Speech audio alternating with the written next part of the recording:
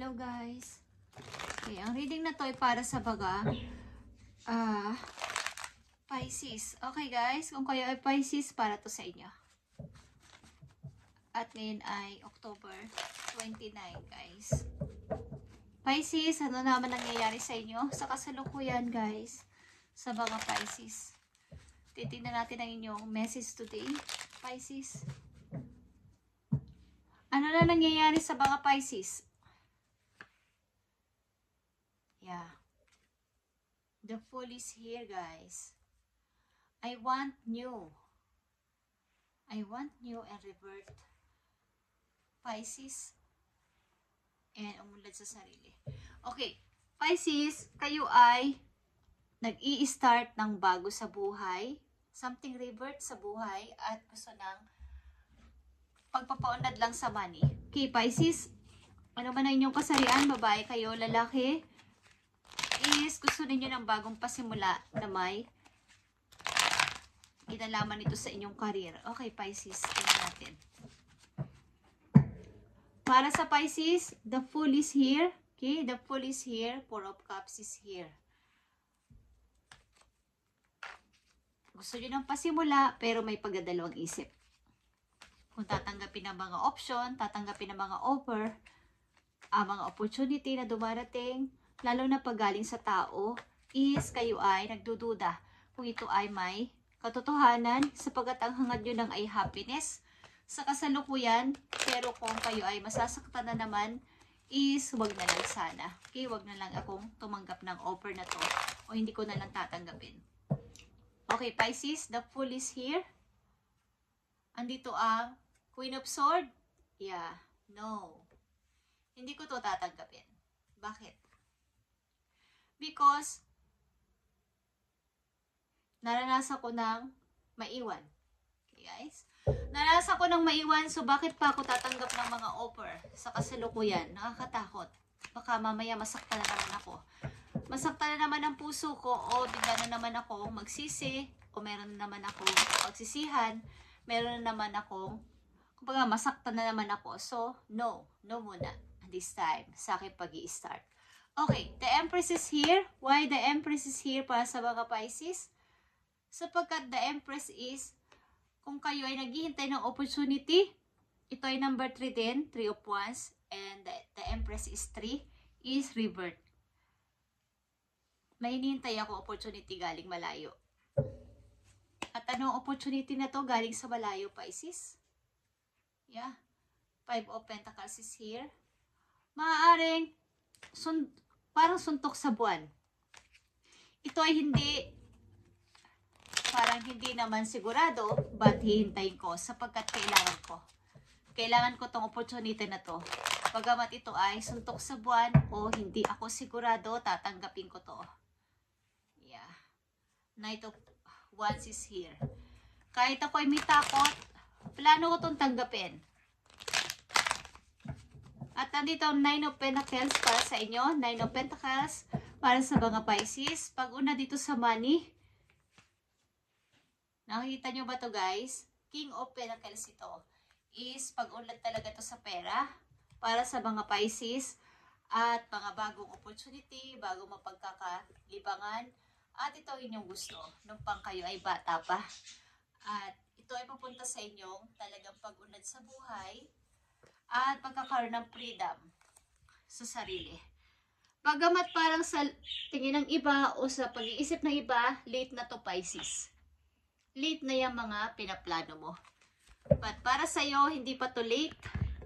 Kailangan ko itong tuparin sapagkat I need ng bago. I need ng bago sa buhay ko this time. Gusto ko rin ng paglaya. Gusto ko rin ng freedom. Yung walang alalahanin, wala na mga pasanin. Bayaan ko na kayo, okay? Gusto ko nang masunod yung gusto ko sa ngayon. Yung want ko dati, yung need ko dati, hindi ko naman pinagbigyan nung kabataan ko pa. So, iniwan na rin lang ako ng isang tao. Why not na hindi ko i-start ang bagong buhay ko sa ngayon? At ano pang message for you, Pisces? Nakita niyo ba to? The Sun is here at may kasama kayo. Kung kayo ay dati mag-isa sa buhay, nagpi-feeling happy kahit mag-isa, dito sa susunod yung mga message ay may kasama na kayo sa pagsasaya. Okay? May kasama na kayo sa pagsasaya at pipilitin nyo na huwag ibigay ng ibigay ang mga na-achieve o ma-achieve nyo sa buhay na pera o something maiipon nyo, tama na, enough na para sa tulong, pag-share ng aking mga pinaghirapan, tama na. Tama na yung noon ay natulungan ko kayo at wala na akong maiibuga pa this time. Para naman ito sa sarili ko this time. Okay? Tapos na tong family na to. Tapos na tong kalokohan na to. Tapos na tong pagtitiis ko na to. Kailangan ko naman ng bagong ako this time. Bagong Pisces this time. Tama na to. Tama na to mga nagawa ko para sa inyo, para sa iyo. At this time, gusto ko ng rebirth para sa sarili ko at pagsasaya ko.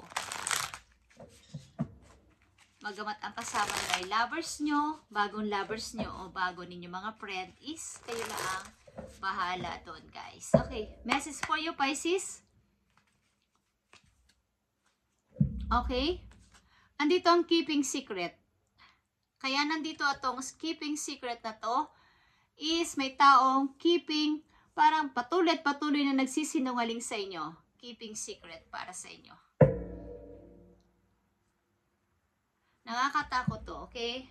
Something na may isang tao tuloy-tuloy na nagsisinungaling sa inyo. Guys, Pisces. At huwag nyo tong paunlakan na tuloy-tuloy kayong pagsinungalingan ng tao na to.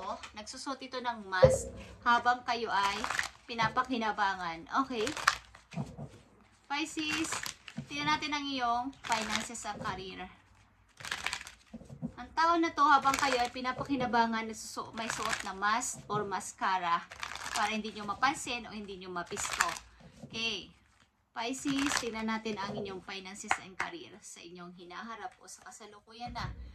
Okay, Pisces, settling is here. Nakita nyo ang mga daan na to or way, direction. Give yourself the time and space to evolve and discover your true path.